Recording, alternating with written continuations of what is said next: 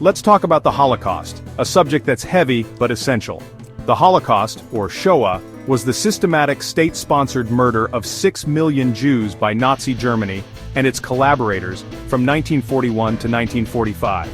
It was genocide on an industrial scale, chillingly organized with paperwork and bureaucracy. But Jews weren't the only targets. The Nazis also persecuted Roma, people with disabilities, Poles, Soviet POWs, Jehovah's Witnesses, Afro-Germans, and LGBTQ+ individuals.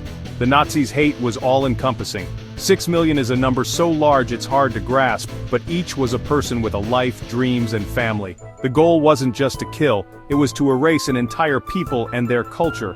Why did it happen?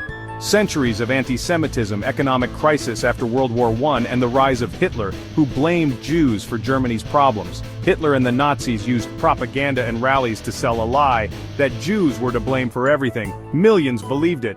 The Holocaust is a warning of what happens when hate is weaponized and left unchecked. It's not just history, it's a lesson. Remembering it is how we prevent history from repeating itself. We owe it to the victims to keep telling their stories, and to ourselves, to never let it happen again. The Holocaust didn't start overnight. It was a slow, dangerous buildup. After World War I, Germany was humiliated and desperate. Hitler exploited this, offering scapegoats and false hope. He promised a return to greatness, blaming Jews and other minorities for Germany's problems. Centuries-old anti-Semitism was repackaged as racial science and spread through relentless propaganda. Ordinary people, tired and afraid, went along, some out of belief, many out of fear or indifference. The Nazis normalized hate, making discrimination seem ordinary. The warning signs were there, but most people ignored them. Genocide doesn't begin with violence, it starts with words, lies, and small acts of exclusion. The Holocaust shows how easy it is for a society to slide into atrocity, one step at a time. The lesson: don't ignore the early warning signs. Silence and indifference are dangerous. History's disasters are often visible long before they explode. In 1935, the Nuremberg laws stripped Jews of citizenship and basic rights, just for who their grandparents were. These laws made love, work, and daily life nearly impossible for Jews in Germany.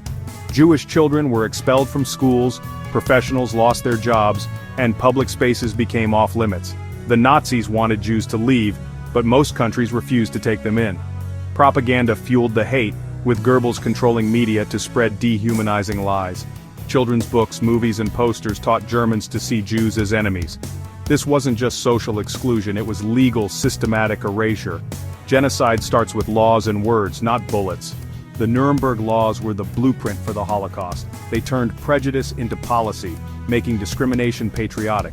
Each new law tightened the cage, making escape impossible. The process was slow, methodical, and devastating. It's a reminder, when laws target a group, violence often follows. The Holocaust began with paperwork, not gas chambers. Kristallnacht, the Night of Broken Glass, was a turning point. On November 9, 1938, Nazis unleashed violent riots against Jews across Germany and Austria. Synagogues burned, Jewish businesses and homes were destroyed, and the streets glittered with shattered glass. Nearly 100 Jews were murdered, and 30,000 men were sent to concentration camps. This was no spontaneous riot. It was a state-orchestrated attack. The world saw the horror, but did little. Most countries closed their doors to Jewish refugees. Kristallnacht marked the shift from discrimination to open violence. It was a test. Would anyone stop the Nazis? The answer was silence. The green light for genocide was given. When hate becomes violence, the world must act, not just watch. Kristallnacht was the warning the world ignored. After Kristallnacht, the Nazis escalated. With World War II, millions more Jews fell under Nazi control, forced into ghettos, overcrowded, walled-off prisons. In 1942, the Wannsee Conference formalized the final solution: the systematic murder of all European Jews. Killing squads called Einsatzgruppen massacred entire communities, but the Nazis wanted efficiency, so they built extermination camps like Auschwitz and Treblinka. Gas chambers disguised as showers became death factories. Most arrivals were killed immediately, a few were worked to death. This genocide required trained schedulers, engineers, doctors, and countless collaborators. Ordinary people became part of the machinery of murder, by action or by looking away. The Holocaust was not just a crime of a few leaders, but a society-wide failure. It was evil, systematized. The lesson: genocide is possible when cruelty becomes routine. Never underestimate the power of bureaucracy in the service of hate. As Allied forces advanced in 1944–45, they discovered the camps and the scale of horror. Liberation was bittersweet. Many survivors were too weak to recover, and most had lost everything. The world was forced to confront the evidence of genocide.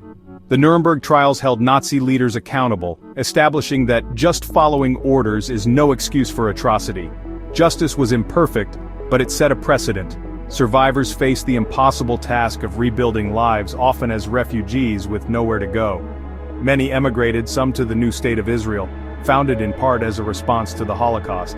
The world began to memorialize the victims, through museums, education, and survivor testimonies. Remembering became a duty, to honor the dead and warn the living. The Holocaust Memorial Museum and projects like the USC Shoah Foundation preserve these stories. The lesson: justice and memory are essential after atrocity. We must listen to survivors and never let denial erase the truth. The world's response shapes the future. Why do we still talk about the Holocaust? Because its lessons are urgent. The Holocaust shows what happens when hate, propaganda, and indifference combine. It's a warning against blaming one group for society's problems. Genocide is a process, starting with words, then laws, then violence. Never again became a global promise, leading to the Universal Declaration of Human Rights and the Genocide Convention. But never again is not automatic. It requires vigilance and action. We've failed before, in Rwanda, Bosnia, Darfur, so the challenge remains. Remembering the Holocaust honors the victims and inspires hope. Survivors turned pain into a call for tolerance and understanding. New projects use technology to keep these stories alive for future generations. By learning about the worst, we can inspire the best in humanity. We must stand up for the vulnerable, speak out against hate, and refuse to be bystanders. The Holocaust lesson, us versus them, is a lie. We are all us. That's why we remember, today and every day.